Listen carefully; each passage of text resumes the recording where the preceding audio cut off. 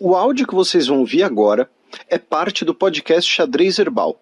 Caso vocês queiram ouvir mais sobre esse assunto e outros temas de política internacional, é só ir em xadrezherbal.com. Bueno, agora vocês ficam com a coluna da professora Vivian Almeida. Olá pessoal, espero que estejam todos bem.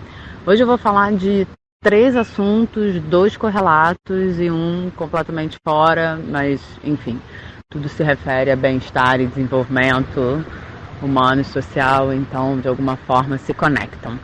Bom, diferente do vídeo do Portas dos Fundos, aparentemente agora está todo mundo ligando para a Guiana por conta das descobertas recentes sobre petróleo e o que tem estado, enfim, conflitos ainda mais acirrados, indiretamente Estados Unidos e Rússia, porque Maduro agora pede um apoio explícito ao seu aliado externo, o Putin, e isso vem se traduzindo aí num aumento da tensão com decisões como divulgação de um mapa anexando o território, enfim, né, e algumas dessas medidas que contrariam, né, a lei internacional, digamos assim.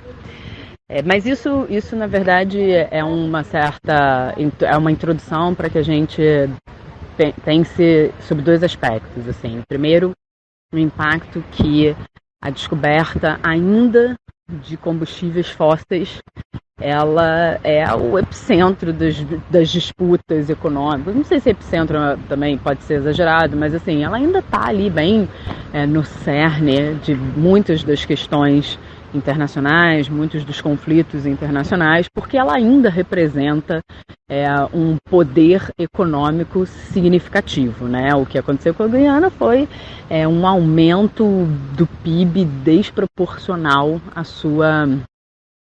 ao seu tamanho e a sua,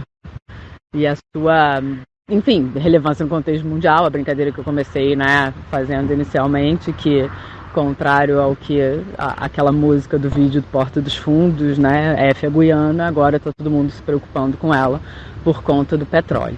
E isso também se conecta com outro assunto que eu queria falar, que é com relação à COP28, né, assim, a participação do Brasil, é claro, foi um outro tom, foi de uma outra forma, né, muito diferente do que a gente tem acompanhado nos últimos 4 anos, mas é importante sinalizar um pouco de como a conferência, né, uma das reportagens que eu vi para pesquisar aqui no nosso assunto é 7 lobistas para cada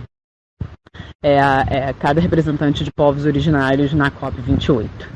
E isso a gente vê até pela liderança, né, da própria conferência, que é simplesmente CEO de uma empresa de petróleo, o que coloca o que a gente chama em economia do problema do agente principal, que é aquela ideia de que, olha, você tem um problema que você precisa resolver, você tem um agente capaz de resolver esse problema e você tem o principal interessado. O agente são os líderes internacionais, quaisquer que sejam as suas instâncias, e o principal somos nós, povo, né? População e pessoas que serão rapidamente afetadas pelas mudanças climáticas. E os interesses desses 2 atores são divergentes, né? Uma pessoa que trabalha numa empresa que objetiva lucro a partir da extração de combustíveis não renováveis não tem o mesmo interesse de uma população que clama e que pede por uma mudança de um sistema para mitigar os efeitos das mudanças climáticas, com todas as consequências que a gente vê o tempo inteiro, que a gente já falou nessa coluna e que, enfim, e que em certo sentido a gente já está sentindo um pouco na pele, né? Não sei se vocês repararam, o preço do azeite aumentou significativamente. Então, essa análise coloca aqui para a gente um lembrete de que, por mais que as emissões, por mais que hajam compromissos, né, com a redução das emissões, enfim, né, uma retórica de que é necessário que a gente trave um pouco esse crescimento, porque as mudanças estão mais aceleradas do que a gente do que a gente poderia prever, e isso já está trazendo consequências. Ao mesmo tempo, as lideranças e quem, de alguma forma, tem ali o poder da caneta de frear, estão em outro sentido.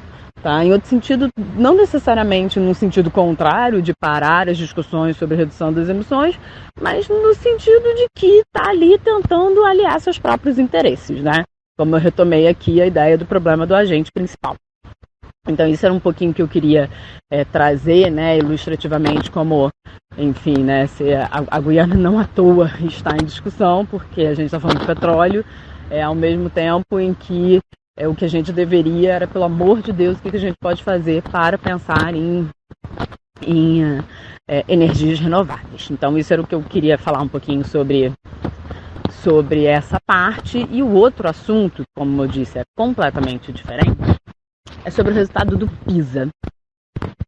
Bom, o PISA é aquele programa internacional de avaliação de estudantes e que o objetivo do PISA é medir conhecimento nas grandes áreas.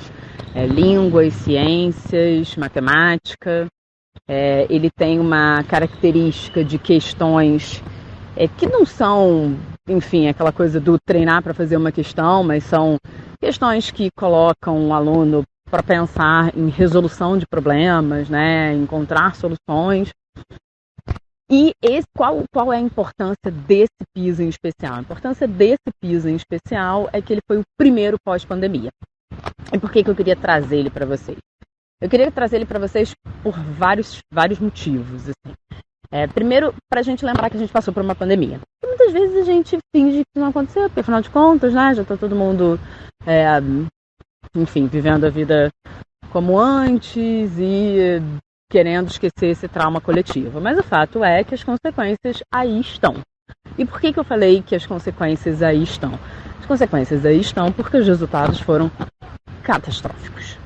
Assim, foram, claro, né, tem aí exceções que já eu vou falar, mas se a gente pega, por exemplo, o resultado do Brasil, que até melhorou as posições, melhorou um pouquinho o ranking, né, a posição do ranking, o resultado de matemática acende um alerta, assim, absolutamente assustador sobre como o nosso aluno, sobre como os jovens que fazem essa prova, eles estão distantes do que se espera de jovens entre 15 e 17 anos com relação ao conhecimento em matemática. E um dos efeitos que se mediu no Brasil, em outros países, e aí, assim, a média da OCDE caiu um pouco, a média do Brasil em matemática teve essa sinalização, mas óbvio, né, aqueles países ocidentais, os países orientais, na China, na Coreia do Sul, apresentaram os resultados de sempre, né, apresentaram os resultados positivos e ficaram ali entre os primeiros lugares. Mas o que aconteceu com relação à matemática, que se observou, é que o efeito do uso do celular foi catastrófico. Foi, assim, determinante para que esse resultado fosse muito negativo. Então, uma das aferições que eles fizeram é que, para alunos que usam o celular, a pontuação era muito menor do que para alunos que não usavam. E mesmo aqueles que não usavam, mas tinham o celular na sala e se distraíam com o uso daquele celular, eles também tiveram um desempenho pior. E, por fim, uma outra observação desse teste foi que os alunos, os resultados, eles ainda são muito associados ao contexto familiar. Então, aqui no Brasil, por exemplo, né, que é onde a gente tem mais resultado, os alunos que são filhos de pais mais escolarizados, pais com mais dinheiro, enfim, pessoas que tenham de alguma forma acesso a complementar a educação, tiveram um resultado melhor. Isso tudo mostra algumas considerações importantes sobre a oferta de educação e sobre como que a gente deveria lidar de uma forma um pouquinho mais séria sobre esse assunto. Primeiro, o quanto a gente precisa compensar de alguma forma ausências eventuais que aconteçam nos lares, ausências quaisquer que sejam os motivos, e aqui tem o menor julgamento de valor, né? Existe uma série de lares em que as pessoas elas precisam se ausentar para trabalhar para o limite da sobrevivência, então não tem por que a gente falar não tem nenhum julgamento nesse sentido. E essas ausências, elas de alguma forma elas poderiam ser mitigadas na presença de uma escola de qualidade. A questão é que quando a gente fala de escola de qualidade, a gente não pode desassociar da valorização de quem é um dos principais protagonistas dessa escola, que é o professor. E a gente sabe que no Brasil o professor recebe muito pouco, tem muito poucas condições, mas isso não é uma história restrita ao Brasil, né? A docência não é uma carreira valorizada em todos os países da OCDE. Então esse é um ponto essencial. As distorções e as desigualdades eventuais, elas podem e devem ser mitigadas com a oferta de um ensino de maior qualidade. Ponto 1. Segundo, e aí assim, é uma opinião, né, que a gente sabe que está gerando muitos debates, regulação do uso das mídias sociais e da tecnologia urgentemente. Agora, mais do que nunca, está provado, né, assim, dentre todas as outras milhares de evidências, mas está provado que o uso do celular, ele é dramático para o desenvolvimento dos jovens, das crianças, e em certo sentido nosso mesmo, né? Assim, o quanto isso impacta a nossa atenção, o nosso foco, a nossa continuidade de raciocínio. E assim, se eu percebo isso sendo uma adulta que já trilhei parte, né, uma grande parte do meu ensino formal, que continuo estudando, que não fui criado em tecnologia, assim, isso se a gente coloca para o desenvolvimento das crianças, é óbvio que a gente tem aí um impacto sem precedentes e sem a gente entender ainda a consequência. Então, assim, é urgente a gente debater internacionalmente a regulação das mídias sociais, para que a gente não tenha ainda mais, das mídias sociais e do celular, né? Para que a gente não tenha ainda mais consequências com relação ao desenvolvimento social. Bom, pessoal, é isso. Tenham todos uma ótima semana e até semana que vem. Beijos!